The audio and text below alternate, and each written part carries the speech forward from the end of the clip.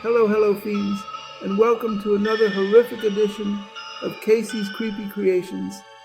Tonight we have a truly nauseating little nugget that I wrote and narrated, which I like to call There's Something in Here with Me. A word about tonight's offering, unlike our usual fare here at the Writer's Tomb. Tonight's story deals with the horror of severe isolation and loneliness.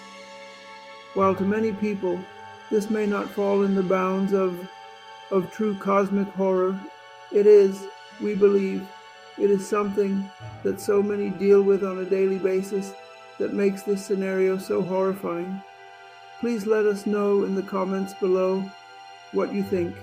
As always, enjoy, and we caution that the above video is not suitable for children, and if you suffer from a weak heart, please watch at your own risk.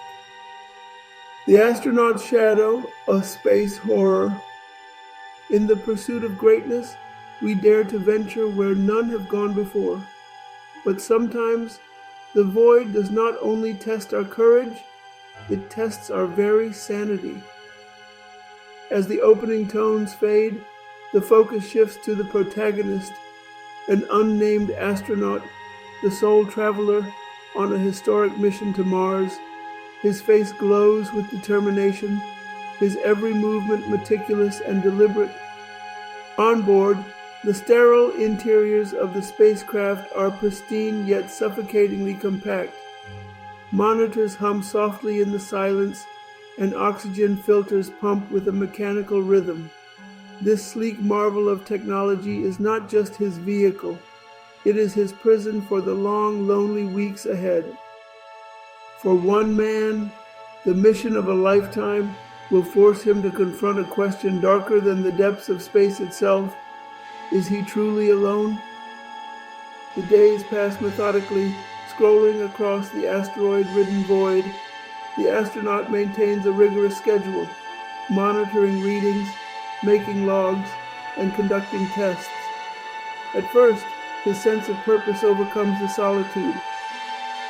Through voice recordings, we hear him relay updates to mission control. Mission day 14, all systems operational, no significant deviations in trajectory, over. But as time stretches, monotony sets in. His updates begin to grow clipped, his voice quieter, as lethargy and loneliness take their toll.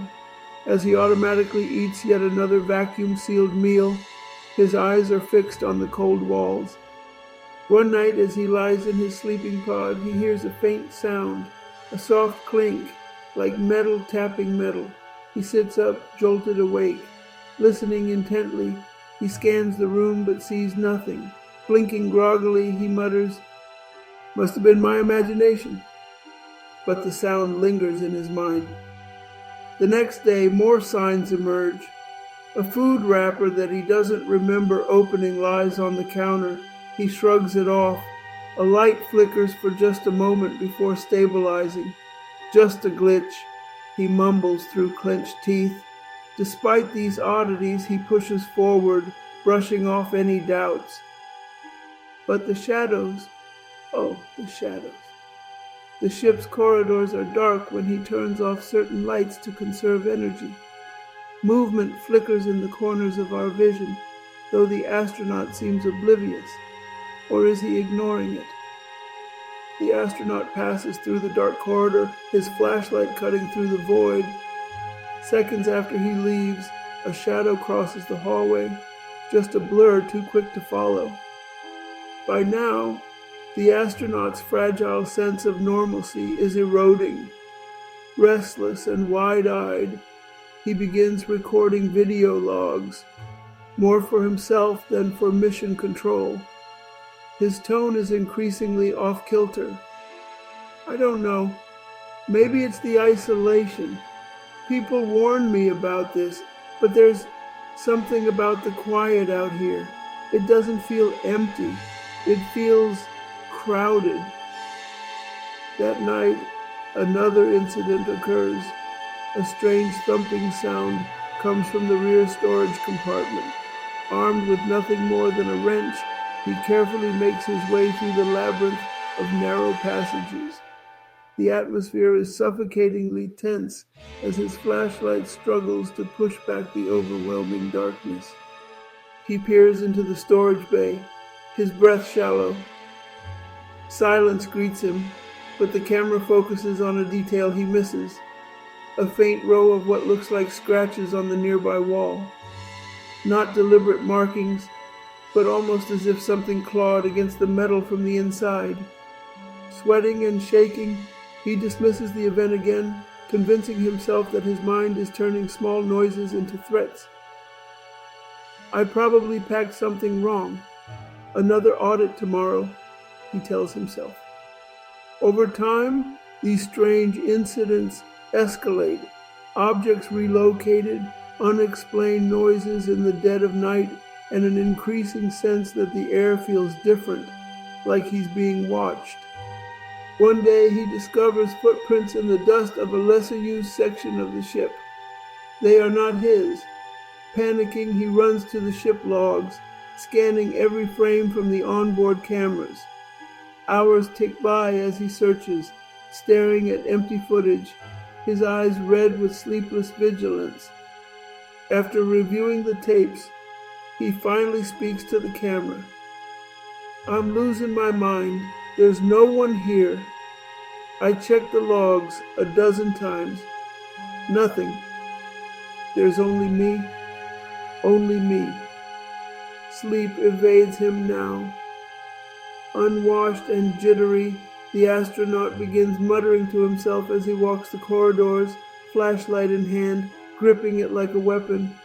The long, silent shots linger. Every creak of the spacecraft makes him flinch. Every dim shadow feels alive. He finds more unsettling signs. A glove, one that doesn't belong to his uniform.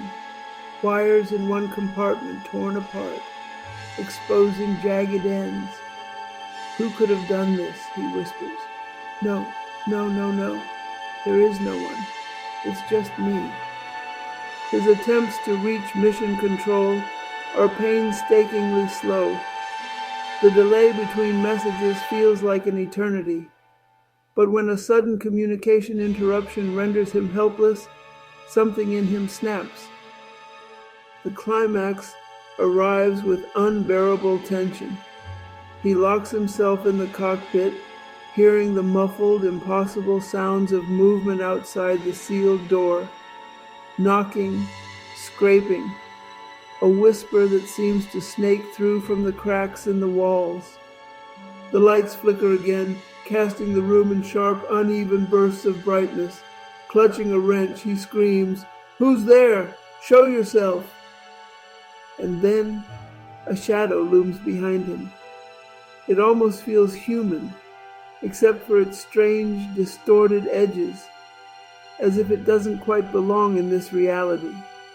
He turns, his face a mask of terror.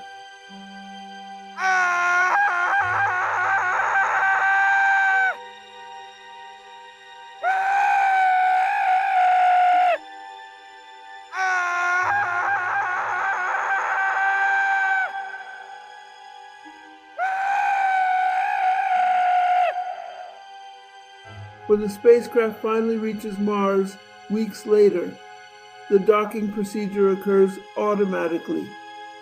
No signs of life are evident from the outside. In a slow, disquieting sequence, the interior of the ship is revealed. Shattered tools, torn materials, and faint inhuman markings streaked on the walls tell the story of madness, or something far darker. At the ramp to the Martian surface, the astronaut stumbles into view, or what remains of him. His appearance is gaunt, hollowed out, barely recognizable. His hands shake as he collapses into the red sand. Behind him, in the opening of the spacecraft, the murky shadow still lingers, or does it? The astronaut looks out at the barren Martian landscape on the planet. Wind howls hollowly through the lifeless wasteland. In the distance, shadows flicker almost imperceptibly before fading into the dust. In the vacuum of space, the real terror isn't the unknown out there, it's the fragile mind within. Whether the astronauts' fears were real or imagined, one truth remains. Loneliness is a weight humanity may never be equipped to bear. The spacecraft sits quietly on Mars, its interior a mystery, its lone mission, and lone astronaut lost to the void.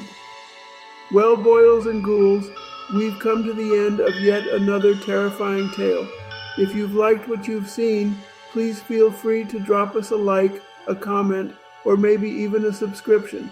They may seem like little things to you, but they mean a lot to us here at the Dungeon. If you liked the video and would like to find out how it was made, click the link in the description below. I am affiliated with Fleeky AI and will receive commission if you decide to make a purchase.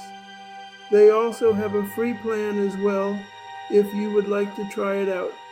And by the way, if you like what we've got for you here, then maybe you might want to check out these other YouTubers, Overlord DVD, Theta Zord, Osaka-chan Doll, and Stark of Iron. Links in description. They're to die for. Thanks, and unpleasant dreams until we meet again.